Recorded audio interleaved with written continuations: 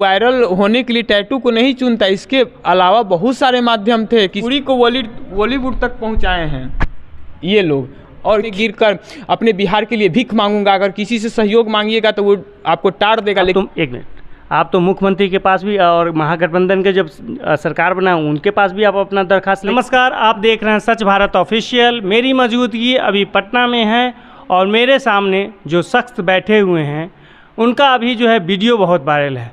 आजकल जो है सोशल मीडिया जब से आया है तब से वायरल होने का एक ट्रेंड सा चला हुआ है। जो किसी को देखिए तो हाथ पे टैटू पवन सिंह का बनवा लेंगे, किसी को बाबा जी का बनवा लेंगे, किसी को देखिएगा तो सिर में बनवा लेंगे। ये एक फेमस होने का एक ट्रेंड चला है। आइए हम इनसे बात करते हैं और इनसे जानते हैं कि ये जो टैटू लगवाए हैं इसका वजह क्या है। मेरे चैनल में आपका स्वागत है। जी, सच भारत ऑफिशियल के सभी दर्शकों का हमारा नमस्कार है। ये कैसे आपके मन में आया, जो कि आप थोड़ा सा हमारे दर्शकों को दिखाइए। मनोज तिवारी, रवि किशन, दिनेश लाल निरहुआ, इसका आप फोटो लगवाए हुए हैं। ये आपके मन में आया कैसे कि हम ऐसे करें तो हम भी ट्रेंड में आए, हमें भी लोग पहचाने? ये आप कैसे, आपके मन में कैसे आया? देखिए, आप ये बोल रहे हैं कि मन में कैसे आए, तो इसका वजह हम बता देंगे, ठीक है, कि मेरे मन में ये चीज़ कैसे आए। और आप ये बोल रहे हैं कि ट्रेंड में, तो ट्रेंड में अगर आना होता ना तो मैं टैटू को नहीं चुनता, मैं वायरल होने के लिए टैटू को नहीं चुनता। इसके अलावा बहुत सारे माध्यम थे, किसी को गाली दे सकते थे, कोई गलत काम कर सकते थे, और वो चीज़ इससे ज़्यादा वायरल होता और ज़्यादा मुझे फेम मिलता। मैं काफ़ी कहीं ना कहीं टैटू से मैं ज़्यादा वायरल होता और ज़्यादा मुझे फेम मिलता, ज़्यादा लोग मुझे देखते सुनते, ज़्यादा लोग मुझे सर्च करते। तो मैंने उन सब चीज़ों को नहीं अपनाया, मैंने टैटू को अपनाया। अब आपका सवाल था कि मैंने टैटू क्यों मतलब बनवाया, तो टैटू देखिए बनवाने के लिए अभी जैसे कि आपने स्टार्टिंग में परिचय दिया सभी लोगों को कि अभी क्रेज़ चल रहा था, कोई किसी का टैटू बनवा रहा था। तो मैं और वो लोग टैटू बनवा रहे थे, वो लोग जातिवाद क्षेत्रवाद विवाद लोग कर रहे थे। जो भी जिनका टैटू बनवा रहे थे, हम फलना के बना लेनी तो फलना के अलावा चिल्लाने, या चिल्ला के बना लेनी तो उनका अलावा फलना, ये चीज़ करते थे। मैंने ये सब चीज़ को नहीं किया। और कहीं ना कहीं मेरा मानना है, मेरा अनुभव है कि भोजपुरी को एक उच्चतम स्थान जो प्रदान किए हैं वो ये लोग किए हैं, क्योंकि बॉलीवुड भोजपुरी तक नहीं था, भोजपुरी को बॉलीवुड तक पहुंचाए हैं ये लोग। और खेल के मैदान अभी हमारे यहाँ देश के अंदर चल रहा था IPL, उसमें रवि किशन जी कमेंट्री कर रहे थे भोजपुरी में, वो विदेशों तक गूंज रहा था। तो हमारे लिए गौरव था कि मतलब भोजपुरी में कमेंट्री विदेशों तक पहुंच रहा है वो चीज़। और कभी कभी अभी नरेंद्र मोदी जी भी भाषण देते हैं, तो कभी कभी बनारस आए थे तो मैंने देखा था भोजपुरी में भाषण दिए थे, और छपरा आए थे तो मैंने देखा था पिछले चुनाव से पहले, तो मैंने वो चीज़ को देखा था। तो कहीं ना कहीं मतलब इन लोगों के संदर्भ में रहकर राजनीति मैदान तक भी भोजपुरी का प्रचलन हो गया है, लोग सुन रहे हैं। तो काफ़ी ना काफ़ी मतलब मेरे लिए गौरव का बात है कि पूरे भोजपुरी समाज के लिए कि भोजपुरी का क्रेज बढ़ रहा है। तो मैंने इन तीनों भाई को सम्मान दिया कि मतलब सभी लोग सम्मान ले रहे थे, सभी लोग को सम्मान मिल रहा था। 2 दिन 4 दिन के आए कलाकारों को लोग सम्मान दे रहे थे, और जो वर्षों से मेहनत करके भोजपुरी को ऊपर चढ़ाया है, सच्चे हकदार हैं उनकी, ना कोई बातें कर रही थी और नहीं कोई मतलब उनको उनके किए कार्य को दिखा रहे थे। तो मैंने सोचा कि अगर मैं ये टैटू बनवाता हूं तो उनका सम्मान भी हो जाएगा, लोगों का ध्यान भी आकर्षित होगा उनके तरफ, और लोग ये चीज़ को सोचेंगे समझेंगे कि मतलब भोजपुरी में इन विवादों और क्षेत्रवादों के अलावा भी कुछ लोग हैं जो कि भोजपुरी को सुचारू ढंग से चलाने का कार्य किए हैं। यही रीज़न था। अच्छा, आप ये तीनों जो स्टार हैं इन्हीं का फोटो क्यों लगाए? आप लगा सकते थे ये खेसारी लाल यादव का या पवन सिंह का। खेसारी लाल यादव का एक मिनट सर, मेरी बात पूरा होने दीजिए। खेसारी लाल का लगाते तो आपको भोजपुरी फिल्म में काम मिलता, गाने में मौके मिलते, या पवन सिंह में तो उनके साथ आपको फ़ोटो खिंचवाने का मौका मिलता। कई लड़कियां ऐसे कर रखी है ट्रेंड में। बिल्कुल हमारे दर्शक जानते भी होंगे, आप भी जानते होंगे। देखिए, आपने कहा कि खेसारी का बनवाते, तो मेरे अलावा खेसारी के बहुत सारे लड़के बनवाए हैं, खेसारी लाल के बहुत सारे लड़के बनवाए हैं। किसी का सिर्फ जो नेपाल से आई थी सौम्या पोखरेल को छोड़कर किसी दूसरे लड़के का नाम रख दीजिए कि खेसारी लाल भैया ने उनको अपने भोजपुरी मूवी में काम दिया है, कहीं नहीं दिया है।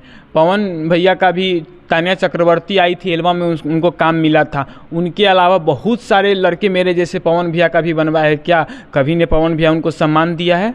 कहीं भी आप नहीं देखेंगे। ये चीज़ें सबसे पहली बात मैं बता दूं। और आप बोले कि इनके अलावा किसी और का भी बनवा सकते थे। हिंदू धर्म के अंदर बहुत सारे देवी देवताएं हैं मेरी, लेकिन मेरे दिल को सिर्फ माता रानी ही भाती है। मैं सबके दरबार में जाता हूं और विधि विधान से पूजा अर्चना करता हूं और सबसे कामना करता हूं अपने भविष्य के लिए, और सभी देवी देवताओं को मानता हूं। मैं मंगलवार का व्रत भी करता हूं, हनुमान जी को भी पूजता हूं, लेकिन दिल से अगर मानता हूं तो देवी माँ को मानता हूं। तो अगर दिल में किसी के लिए प्यार आता है तो किसी एक के लिए आता है। तो अगर मेरे लिए आया है तो इन तीनों भाइयों के लिए प्यार आया है। और पवन भैया और खेसारी भैया है, मैं कम से कम 100-200 गाने पे, उन लोगों के गाने के ऊपर मैं रील्स बनाया हूँ, उनके बारे में बात भी करता हूँ, उनका सम्मान भी करता हूँ, उनको सुनता भी हूँ, काफ़ी अच्छा लगता है। लेकिन ऐसा नहीं कि मैंने इन तीनों का बनवा लिया था और किसी को नहीं मानता और नहीं सुनता, ये चीज़ बिल्कुल गलत है। मैं सुनता हूँ। और एक रीज़न और था कि ये तीनों का ही क्यों बनवाया हूँ, इसके पीछे सबसे बड़ा रीज़न था, ये लोग बीजेपी पार्टी से जुड़े हुए हैं, ये लोग बीजेपी के सांसद हैं और यूपी में भी बीजेपी की सरकार है और केंद्र में भी बीजेपी की सरकार है। तो मैं इन तीनों भाइयों के टैटू के माध्यम से ये चाहा कि अगर मैं बीजेपी का, ये लोग सांसद हैं, अगर मैं ऐसा कुछ करता हूं तो ये तीनों भाइयों का सम्मान भी हो जाएगा, मेरा भोजपुरी का सम्मान भी हो जाएगा, लोग भोजपुरी को देखेंगे, इन तीनों भाइयों के लिए सोचेंगे। और दूसरा रीज़न ये था कि मैं इन तीनों भाइयों के माध्यम से योगी आदित्यनाथ जी तक पहुँचना चाहता था, क्योंकि सब लोग को ये बात पता है कि योगी आदित्यनाथ जी हमारे प्रधानमंत्री जो है मोदी जी के बहुत चहेते हैं, बहुत दुलारे हैं, बहुत करीबी हैं, हर बात उनकी वो मानते हैं और उन दोनों में हमेशा वार्तालाप होता है। तो मैंने ये चीज़ सोचा कि आज अगर मैंने ऐसा किया है तो करने के पीछे मेरी बेरोज़गारी थी, और मेरे जैसे बिहार के अंदर बहुत सारे बेरोज़गार युवा हैं जो कि बिहार में रोज़गार का साधन ना होने के कारण छोटी छोटी गलत काम करते हैं, लोगों के नज़र में गलत साबित होते हैं। मतलब कहीं ना कहीं सबसे बड़ा चीज़ ये बेरोज़गारी था। तो मैं इन तीनों भाई के माध्यम से अगर योगी आदित्यनाथ जी तक पहुँचाऊँगा तो सबसे पहले पहुँचते ही मैं उनके चरण में गिर कर अपने बिहार के लिए भीख मांगूंगा। अगर किसी से सहयोग मांगिएगा तो वो आपको टार देगा, लेकिन अगर भीख मांगिएगा, 10 रुपये मांगिएगा किसी से, ने तो आपको जरूर 10 रुपये नहीं लेकिन 5-3 रुपया जरूर देगा। जो भीख होता है ना, भीख कुछ ना कुछ जरूर मिलता है। तो मैं अपने बिहार के लिए भीख मांगूंगा कि आप अपने इस देश के यशस्वी प्रधानमंत्री मोदी जी से थोड़ा सा सिफारिश कीजिए कि हमारे बिहार के अंदर इनके द्वारा कुछ कंपनियां डाली जाएं, जिससे हमारे जैसे युवाओं का, बेरोज़गार युवाओं का कल्याण हो सके। बड़े बड़े लेवल के लोग शिक्षा ग्रहण करके बिहार में चाय बेच रहे हैं, इडली बेच रहे हैं, डोसा बेच रहे हैं, दुनिया जहान मतलब बहुत सारे बेरोज़गारी का बात है बिहार के अंदर, ये सब चीज़ कर रहे हैं। तो कहीं ना कहीं अगर बिहार के अंदर कोई कंपनियाँ आती है तो हमें कोई गलत कदम नहीं उठाना पड़ेगा, हमें वायरल होने के लिए या फिर कोई मतलब किसी के लिए कुछ नज़र में बड़ा होने के लिए, लोकप्रिय होने के लिए कुछ ऐसा काम ना करना पड़ेगा, क्योंकि मुझे रोज़गार मिल जाएगा तो मैं अपना रोज़गार करूँगा, अपना जीवन यापन करूँगा। तो आपको योगी जी के पास ही भीख मांगना क्या ज़रूरत है? आप तो मुख्यमंत्री के पास भी और महागठबंधन के जब सरकार बना उनके पास भी आप अपना दरखास्त लेके जा सकते हैं। बिल्कुल सही बात बोले। और मैंने सबसे पहले ये बोल दिया कि योगी आदित्यनाथ जी प्रधानमंत्री जी के बहुत करीबी हैं, हमेशा उन लोगों की मुलाकात होती है, तो ये बात जल्दी सुनवाई होगी अगर उनके माध्यम से जाते हैं तो। और आप बोले कि हमारे राज्य के मुख्यमंत्री जी, तो आपको पता होगा 2 साल पहले की घटना, हमारे जैसे बेरोजगार युवा गए थे रोजगार मांगने, उनके प्रशासन के जूतों के तले उनको रौंद दिया गया था, उनके ऊपर लाठी बरसाया गया था। तो किस हक से, किस मुंह से उनसे मांगने जाएंगे मैं रोजगार मांगने जाऊं? सबसे पहला बात। और दूसरा बात, अभी उनके पार्टी के लोग ही हमें कह रहे हैं कि अगर तुम बीजेपी नेताओं का बनवाए हो तो ये लोग का बिहार से कोई ताल्लुक नहीं, ये लोग यूपी में रहते हैं तो तुम उत्तर प्रदेश चले जाओ। अगर मैं अभी उनसे रोजगार मांगने जाऊंगा तो सीधे बोलेंगे लोग कि क्या तुम इन तीनों का बनवाया था, ये लोग तुम्हें ठेंगा दिखा दिए जो तुम मेरे पास आया है। ये बिहार में हो चुका है, तो कहीं ना कहीं डर भय भी है ना कि अगर मैं मांगने जाऊं वही जूता के नीचे मुझे भी रौंद दिया गया। आप जैसे हट्टे कट्टे लोग को रौंदा गया था, हट्टे कट्टे लोगों के ऊपर लाठी बरसाया गया था ना। तो अब बड़े बड़े नेताओं के ऊपर, अभी विधानसभा मोर्चा जो रैली था उसमें देखे थे ना क्या हुआ था। तो मैं तो एक कीट के समान हूँ ना, कि किसी का भी पैर पड़े मैं ऐसे ही मर जाऊँगा। तो भैया मुझे डर लगता है इन लोगों से कि अगर मांगने जाऊँगा, इन लोगों के खिलाफ कुछ बोलूँगा तो मुझे। आप बिहार की जनता को क्या कहना चाहते हैं? मैं बिहार की जनता को यही कहना चाहता हूँ कि मुझे ये किसी से कोई मतलब नहीं कि आप किस पार्टी का समर्थन करते हैं, किस पार्टी का विरोध करते हैं। अगर आप एक बच्चे की माँ हैं तो अपने बच्चे का भविष्य देखें, अगर आप एक युवा हैं तो अपना भविष्य देखें, अपने परिवार का भविष्य देखें कि किस पार्टी के माध्यम से आपको रोजगार मिलेगा, आपका बेरोजगारी दूर होगा, आपका बिहार का भविष्य बदलेगा। लोग कहते हैं, अभी हमारे जैसे लोग जो युवा नेता नए नए जो उत्पन्न हो रहे हैं, वो लोग कहते हैं कि बिहार को विशेष राज्य का दर्जा मिलना चाहिए। किस आधार पर बिहार का विशेष राज्य का दर्जा मिलना चाहिए? देखिए, हाँ ठीक है, किस आधार पे मिलना चाहिए? हमारी बिहार की गौरव गाथा जो कि पूरे भारतवर्ष में गाई जाती है, उस गौरव गाथा को लोग धूमिल कर रहे हैं, राजनीति करके, धर्मवाद करके, क्षेत्रवाद करके, जातिवाद करके। जबकि हम और आप जातिवाद नहीं करते हैं, लेकिन चुनावी माहौल में 2 मिनट के लिए वो चीज़ सोचने पे मजबूर हो जाते हैं। ये चीज़ गलत, ऐसा नहीं होना चाहिए। अगर आपको अपना वोट लेना है ना, तो अपना काम दिखाओ ना, अपनी काबिलियत दिखाओ ना कि हमने आपके शहर में ऐसा किया है, आप मेरे काम के जरिए हमको वोट दो। आप क्या आडंबर फैलाते हो, ये धर्म ऐसा, वो धर्म ऐसा, वो जात ऐसा, वो जात ऐसा। अगर आपके अंदर इतनी ही आपकी राजनीति पावर इतनी ही अबल है तो आप अपना राजनीति पावर दिखाओ ना। खुद अपने समाज से, अपने धर्म से वोट लेकर आप विजय होकर दिखाओ ना। आपको तो वोट के लिए सारे धर्म, सारे जात, सारे समाज के लोगों की ज़रूरत पड़ती है, लेकिन जब दूसरे पार्टी का विरोध करना होता है तो आप धर्म जातिवाद का विरोध करते हो। क्यों करते हो ये? अगर आपको करना है तो आप अपने कबीले से वोट लेकर दिखाओ ना।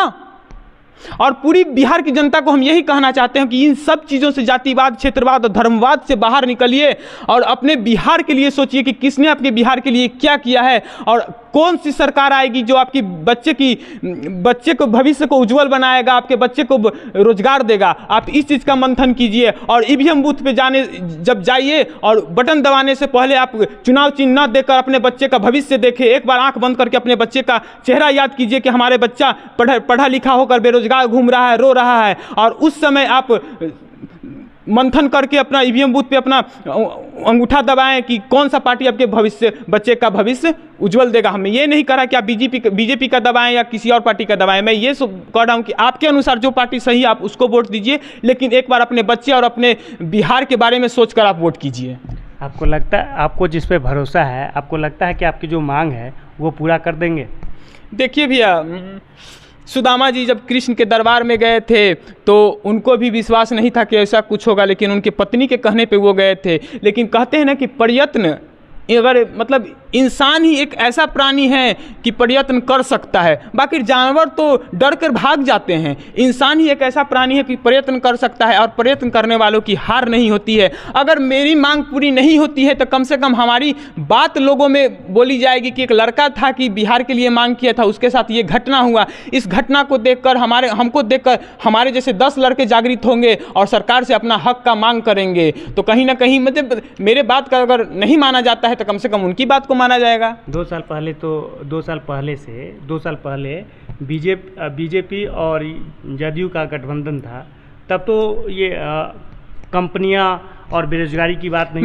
मैंने किसी भी पार्टी का नाम नहीं लिया। मैंने सबसे पहले ये चीज़ बोला कि बिहार में सभी पार्टियों का सरकार आया है, यानी कि उसमें बीजेपी भी है, उसमें आरजेडी भी है, उसमें जेडीयू भी है, उसमें लोजपा भी है, बहुत सारे पार्टी हैं। मैंने किसी पार्टी का नाम नहीं लिया। मैं तो सिर्फ ये बोला कि कोई भी नाम नहीं लिया। हाँ, मैं ये बोला कि जब से हमारा देश आज़ाद हुआ है, जब से लेकर अभी तक सभी पार्टियों का सरकार बिहार के अंदर आया है, सभी पार्टी राज की है हमारे बिहार पे। हमारे जनता के माध्यम से सभी का प्यार सम्मान मिला है, लेकिन लोगों ने जो चीज़ दूर होना चाहिए वो चीज़ दूर नहीं किया है लोगों ने। कम से कम अभी भी समय है कि लोगों को, उन सभी पार्टियों को, उन सभी नेताओं को इस चीज़ पे मंथन करना चाहिए। और बिहार में अगर प्रत्येक 5 साल में 2-2 कंपनियाँ आती हैं तो 20 साल में 40 कंपनियाँ आएंगी बिहार के अंदर। और अगर छोटी मोटी भी कंपनियां आती हैं कि इस एक कंपनी के अंदर 1000 भी युवा जॉब कर सकते हैं, तो अगर 40 कंपनियां आएंगी तो 40 युवा को रोज़गार मिल सकता है।